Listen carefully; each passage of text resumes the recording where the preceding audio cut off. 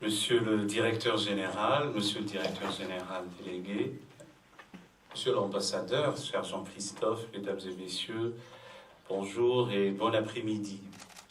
Et d'emblée, j'ai envie de vous dire, monsieur le directeur général, de transmettre notre gratitude et notre reconnaissance à Monseigneur Le Proux de nous avoir accueillis dans cette grande et belle maison que nous connaissons tous et dont nous autres Parisiens, franciliens, Val-de-Marnais, Français tout court, sommes fiers de l'avoir comme un emblème et de la connaissance, de l'élévation spirituelle et de la rencontre. Alors on peut penser que je dis ça par flagornerie. Ici on le pense, j'assume, mais c'est sincère et c'est du fond du cœur. Je connais cette maison et j'ai eu le privilège d'y être et d'assister à des symposia, à des séminaires, à des colloques, à des rencontres, parfois informelles, et nous sortons toujours grandis, humainement, des rencontres que nous vivons ici. Donc j'avais vraiment envie de commencer par ça et de le dire. Et j'aime cette hospitalité réciproque.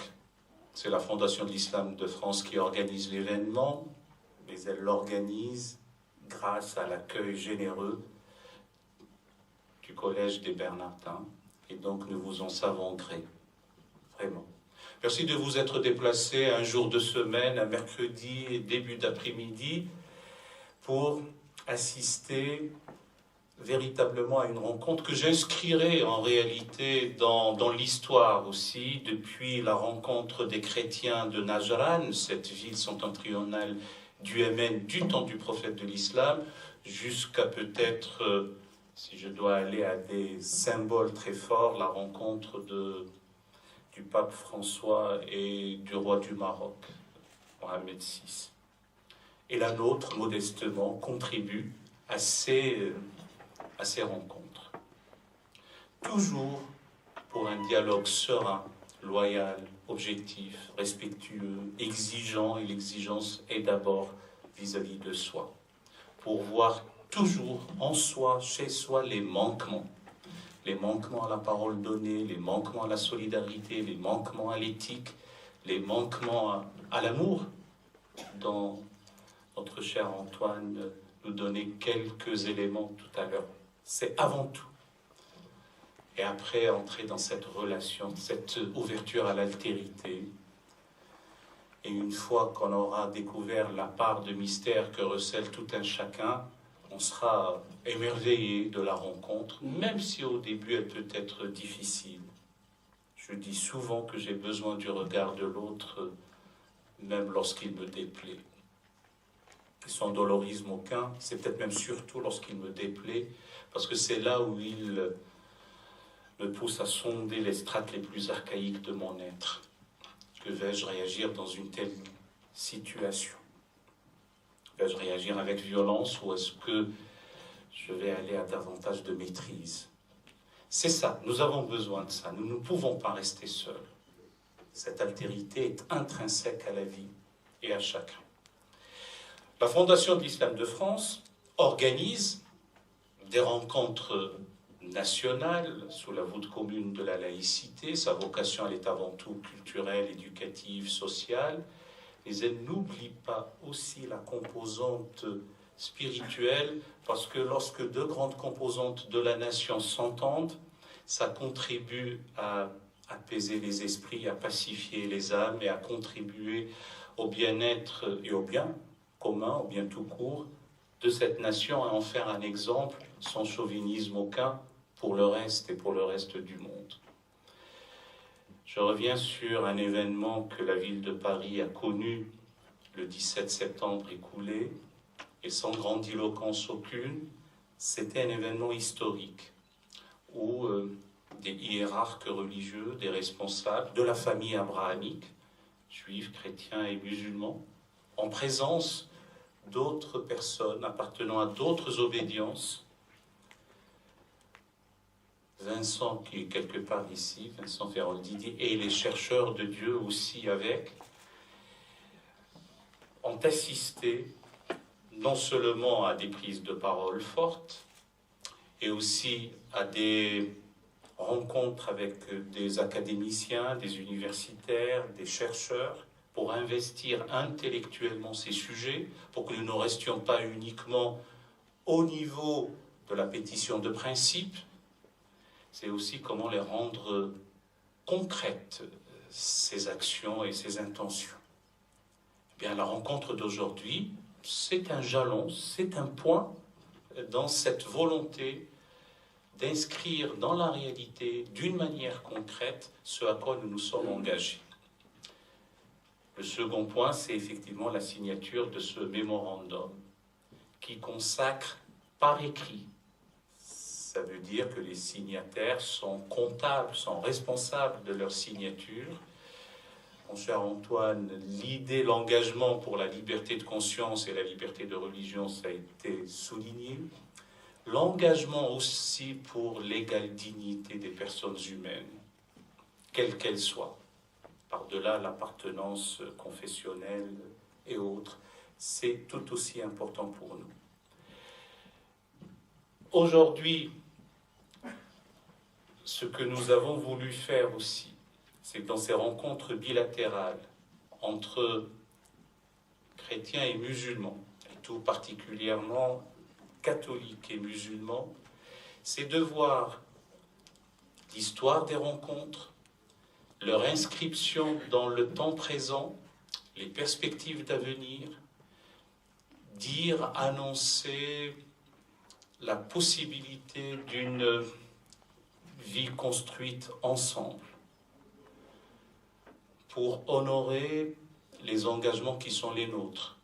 Ceux qui s'enracinent dans la famille abrahamique sont connus, sans exclusive aucune. Sont ceux de l'accueil, de la générosité, de l'amour, de la bonté, de la miséricorde, de la prise en compte de l'intérêt d'autrui, de la sollicitude, de la paix, véritablement, qu'il ne peut avoir comme substrat que la justice aussi. Voilà ce à quoi nous croyons. Et c'est aussi une possibilité qu'à la rencontre d'autrui, de voir ce qui ne va pas. Pourquoi sommes-nous arrivés à des situations de conflit, d'incompréhension, d'affrontement? Parfois le mot est un doux euphémisme. Pourquoi sommes-nous arrivés à ça? C'est un examen de conscience auquel aussi j'en appelle. Et donc, notre vocation, notre ambition, notre mission, notre responsabilité aussi, c'est chacun là où il est, votre serviteur là où il est, pour que nous ne restions pas complices par l'inaction de ce que nous dénonçons.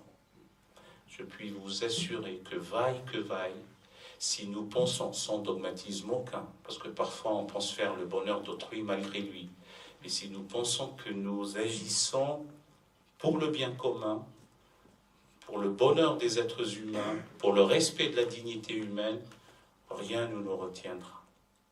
Nous le faisons sur un plan testimonial, comme témoins, et comme des hommes et des femmes ayant la possibilité de le dire et de le faire là où ils sont et à partir ou dans les instances qui leur sont confiées. Et c'est pour ça que la Fondation d'Islam de France s'investit à promouvoir d'abord la liberté tout court, et la liberté de conscience. Chez nous, heureusement, puisqu'elle n'est pas entravée, la question ne se pose pas, mais ailleurs aussi, même si nous nous appelons Fondation d'Islam de France. Nous sommes résolument attachés, viscéralement attachés à l'égale dignité des êtres humains, à l'égalité homme-femme. Que les choses soient claires. Nous sommes résolument attachés au respect de la loi fondamentale de notre pays, de la Constitution, des normes culturelles ambiantes. C'est le bon sens même, en dehors de la boutade classique qui veut que le bon sens, c'est lorsque les gens pensent comme nous. C'est une affaire de laisser place à l'intelligence hybride, celle du cœur et celle de l'esprit.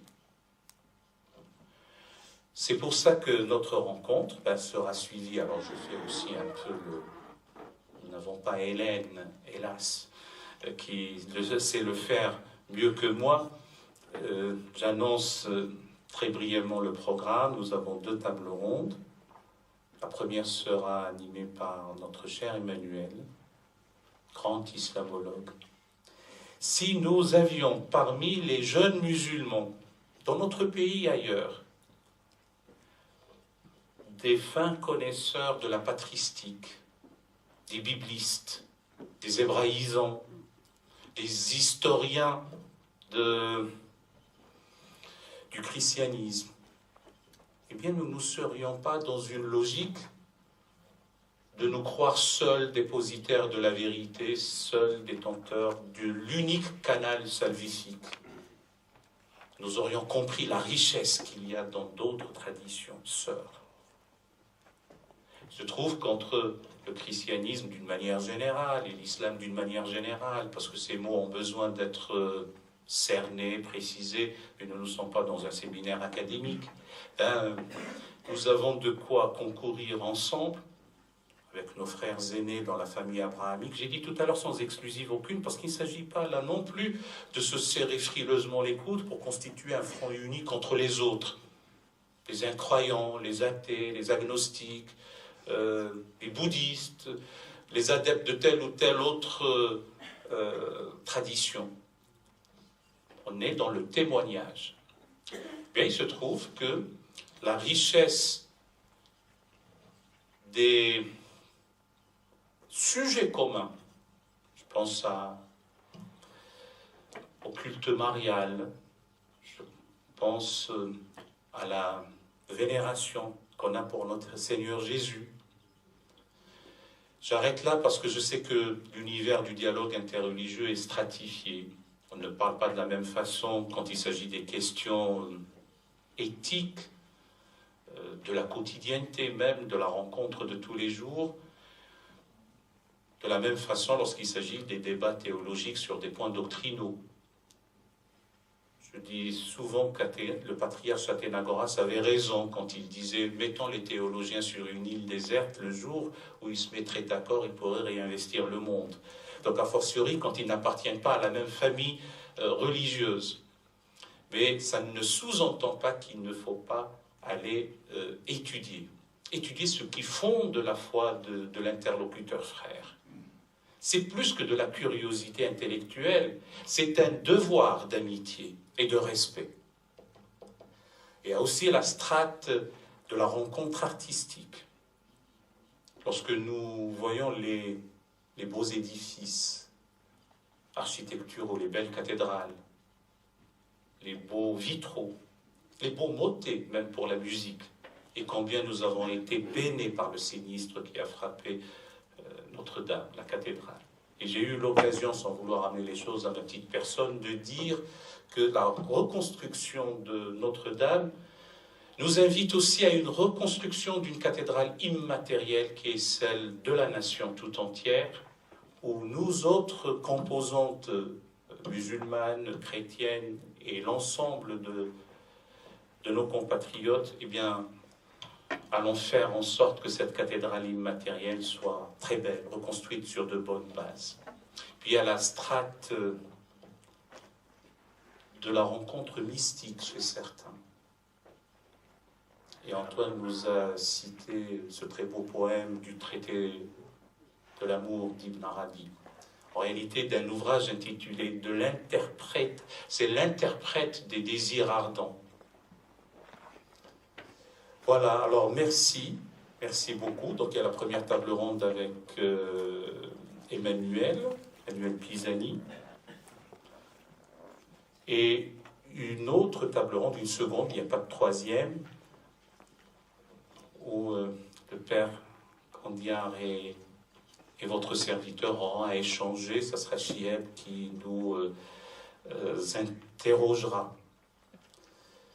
Et à la première table ronde, il y aura Jean Moutapa, l'ambassadeur Possel, et le recteur Larbi Keshat, que j'invite à venir mettre ici. Je suis sûr qu'Emmanuel saura animer cette table ronde, et vous-même allez poser des questions à l'issue de cette première table ronde.